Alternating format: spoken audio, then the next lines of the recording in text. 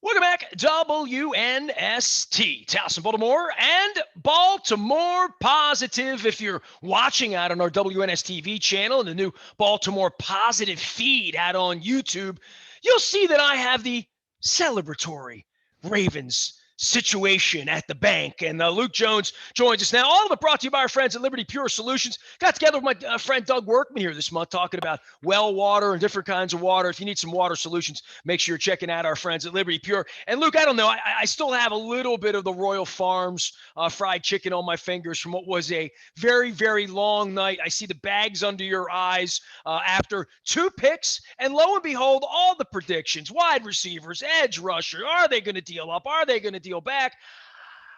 Once again, Eric DeCosta, everything you think you know, it's like Roddy Piper, you figure out the answers, they change the questions on you. 27-31, and as mocked by Charles Davis of NFL Network. I don't know if you know that or not mocked both of these kids at 27-31, but I don't know a whole night full of surprises and Aaron Rodgers and all of that went on, but boy, Ravens took care of needs. They took guys that they obviously like. Here we go, right? I mean, it's a good draft for them already. I mean, it's Friday and they already got two guys. Well, everyone loves their guy on draft night. The time will tell whether these guys are worthy of being first-round picks. But I think the common theme with both of these picks, and you mentioned Charles Davis, there are a few other people I saw that mocked these two. I mean, these were not players that were in any way considered a surprise as far as being potential links to the Ravens. I mean, Daniel Jeremiah had linked Odafe Owe. It's Odafe Owe. Jason Owe. Jason is his middle name. He said on the late night Zoom on Thursday night, Odafe is his first name. He'd like to go by that. And he kind of joked, hey, I'm in the NFL now. People need to learn how to pronounce it. And that's fair enough for someone who's the 31st overall pick in the draft. Obafemi, Bandejo. I learned that stuff. Edwin. Yeah. I like the alliteration anyway. Right. I can learn. I mean, it's all good. I mean, my people aren't from this continent either. So, But I think it comes down to when you look at both of these picks, Rashod Bateman, the wide receiver from Minnesota, and Odafe Owe from Penn State. By the way, great Baltimore accent name right there. Odafe Owe. We're going to see Owe. Sack that quarterback. Sack Joe Flacco. Yeah, but I think the common thread that I see with these two, and for different reasons, these are big time swings at the fence by Eric DeCosta and the Ravens. One, wide receiver, right? We know the history of the organization. You and I have talked about wide receiver for so long, going back to the days of Joe Flacco and over the last 3 years with Lamar Jackson now, and year three of this revolution as far as the Ravens zigging while everyone else zags. We've talked about the importance or the lack thereof of the wide receiver position. Well, it's pretty clear the Ravens think it's an important position. Why? They've drafted a wide receiver in the first round in 2 of the last 3 years. First time they've ever done that. So as much as we want to talk about running the football and Lamar Jackson, what he does, what he doesn't do well as a passer, they clearly value this. They didn't draft Rashod Bateman to be a blocker. If you're looking for a blocking wide receiver, you can find that on day 3. Clearly, he has traits and has a physicality that, yeah, he'll do some blocking just like everyone else. But this is a guy who made plays at the collegiate level. I think you look at his 2020, he contracted COVID over the summer. He is asthmatic. He did lose some weight. He initially opted out when, remember, the Big Ten wasn't going to play.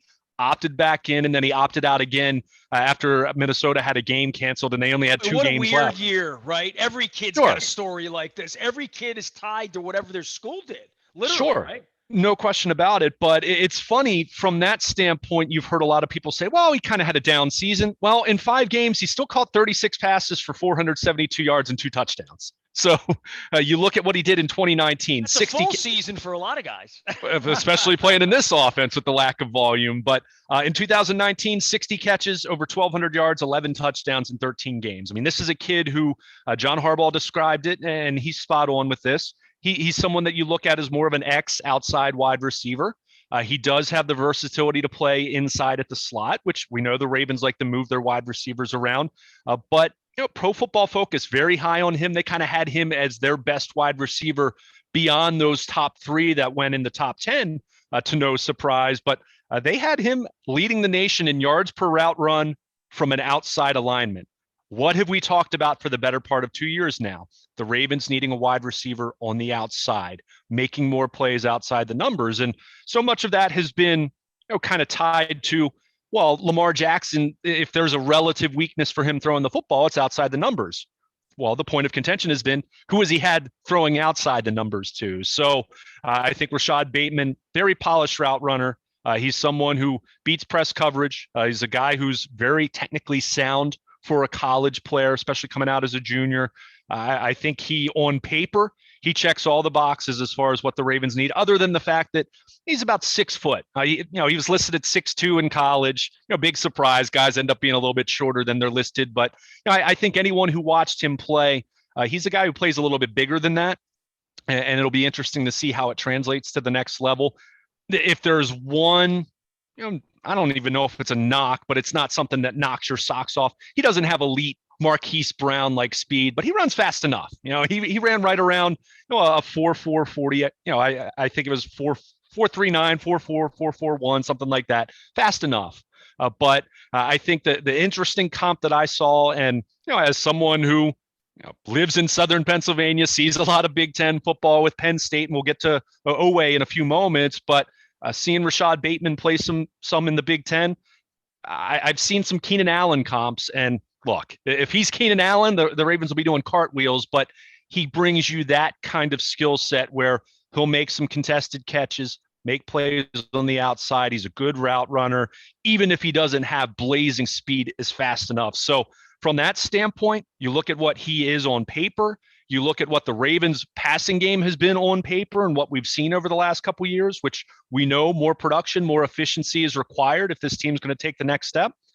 This is a big time swing, but we also know wide receivers, not just for the Ravens, but in general, there's volatility there. That's a high bust type of position that you're drafting in the first round. So for the Ravens to do this now twice in the last 3 years, and that's not even taken into account Miles Boykin in the 3rd round, Devin Duvernay in the 3rd round, even throw James Prochet as a 6th round pick last year.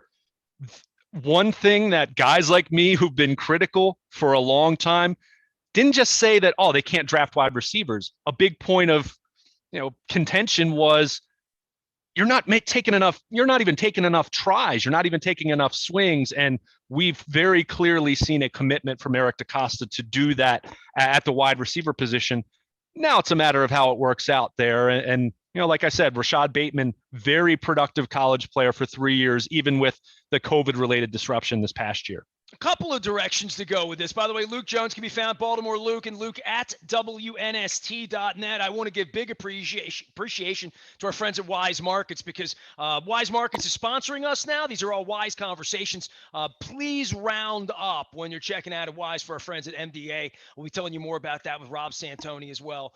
Route running. Let's talk route running, right? So if the highest compliment you can pay to the kid isn't that he blocks, which is you'd say about Willie Snead, or he's fast as blazes, which you'd say about Hollywood Brown, or whatever Rashad Perryman, you'd say he has good hands, or whatever the word was the morning after the draft. The morning after the draft on this kid is route running, being where you're supposed to be when the ball's supposed to be there, and then having a quarterback that can deliver it on time, right? Like, the precision part of what you're trying to do offensively that makes this thing work, it is about repetition. It is about OTAs. It is about getting on a field in Florida alone and in Boynton Beach and going and doing it in a normal environment, right?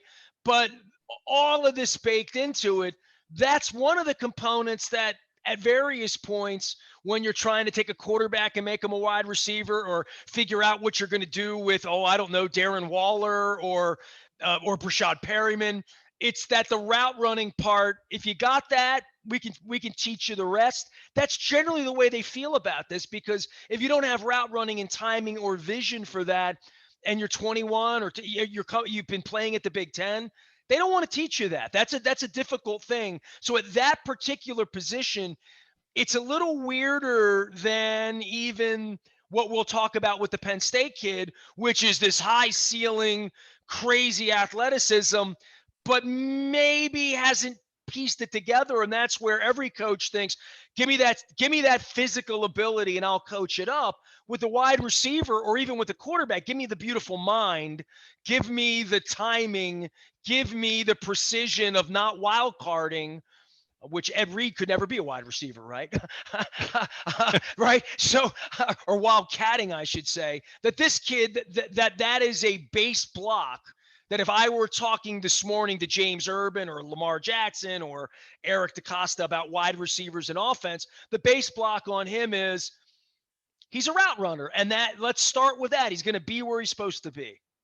Yeah, I mean, you look at that and clearly the ability to catch the football as your requisites to be an NFL wide receiver, right? I mean, it's kind of a no-brainer concept. They might as well draft me. Well, you know what I mean? So I'm saying, so if the question is he going to drop it? They all think, well, we can fix that. That's the way coaches are. I mean, really. Yeah, but they've gotten in trouble in the past with drafting guys who didn't have a very good reputation for catching the football. And Rashod Bateman, you see some reports, some concentration drops here and there, but not a serious, plague where, that was talked about with Perriman. Jordan Lastly, remember, was a 5th round pick. In the coach's room right now, they say, we'll fix that up. Kid, drop that. When he's here, we're going to fix that. I mean, that's how they feel about it. But he was there. The ball was there. He's got the skill set. Next time he'll catch that one. That's how they feel about it. Well, but I would say that's gotten them in trouble in the past, because I would say, to add to what you said, yes, I think the route running is critical.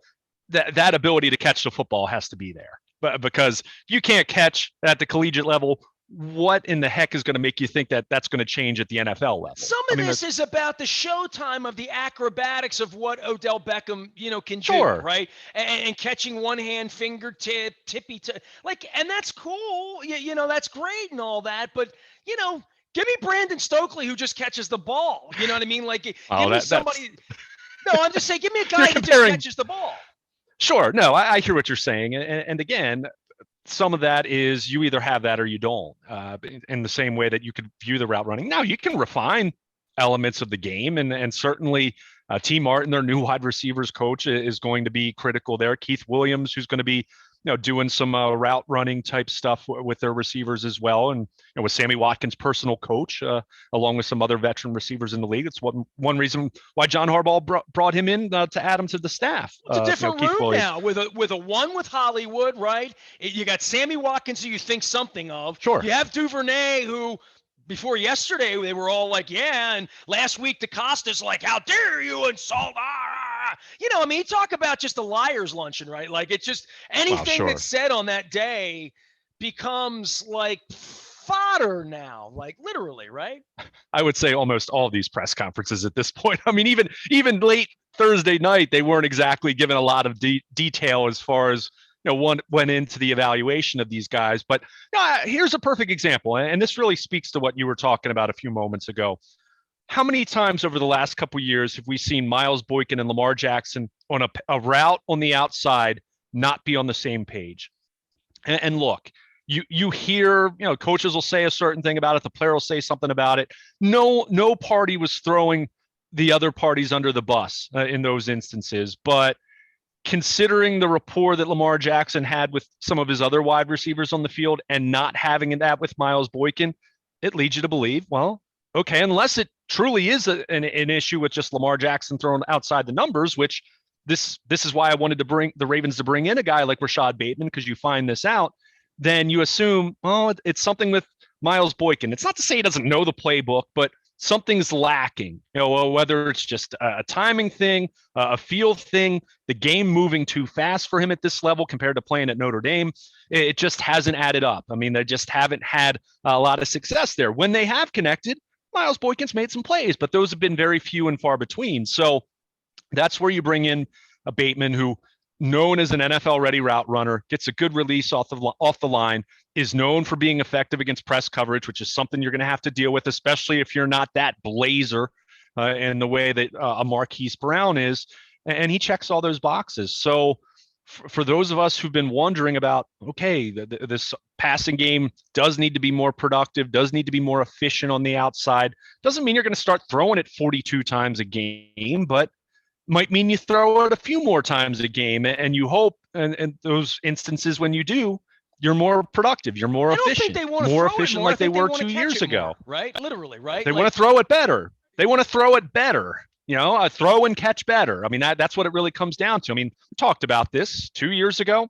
Football Outsiders with their DVOA efficiency metric, they had the Ravens number 1. I mean, Lamar Jackson led the league in touchdown passes. If you can't throw as an offense, you're not doing that. So they clearly were doing something right. And yes, it's all tied to the run game. We understand that, but that doesn't mean you can't take another step forward with your passing game. And yeah, it might mean a few more throws here and there. I think that's certainly a reasonable expectation, but when you do throw, it's a matter of being better at it, having your quarterback be on the same page with their wide receiver, having Lamar Jackson be more confident in throwing outside to someone like Rashod Bateman. And, that doesn't mean Miles Boykin is written off, but it means, hey, scholarship's over in terms of you being a starter and being on the field for 40 or 50 plays a game like he's been for the most part, especially last year, mainly as a blocker. So that's where I just find this to be fascinating from the standpoint of, we know the Ravens run the ball a lot, and they've been historically great at doing it the last couple of years. But the evidence is staring you right in the face. When they've drafted a wide receiver in the first round in 2 of the last 3 years, that tells you they feel they need to get better at that position, and they need to be better as a passing offense to take that next step. So I think it just really, to your point, despite what they said at the Liars Luncheon and talking so much about the offensive line and all these other positions, which there's truth in that. I'm not going to dispute that. And we'll talk about whether they're going to find a replacement for Orlando Brown, whether it's in the coming days or, one of their draft picks, whatever. But it really is a case of this is validation for anyone who talked about the fact that they need to be better throwing the football. This is them acknowledging, yeah, we do. We want to be better at wide receiver. We want to be better throwing the football. So it'll be a matter of how it plays out. But just from the low volume standpoint and the success rate history at this position, this is a big swing. This is a swing for a home run here of taking your offense to the next level. But because, again, if the mindset is your offense was fine and you're just going to continue to run, and you don't care that much about throwing the football, then you're not taking Rashod Bateman. You're looking for a receiver on, late day 2 or early day 3 that, this guy can block, and, we'll have him run a gadget play here or there. They drafted Rashod Bateman.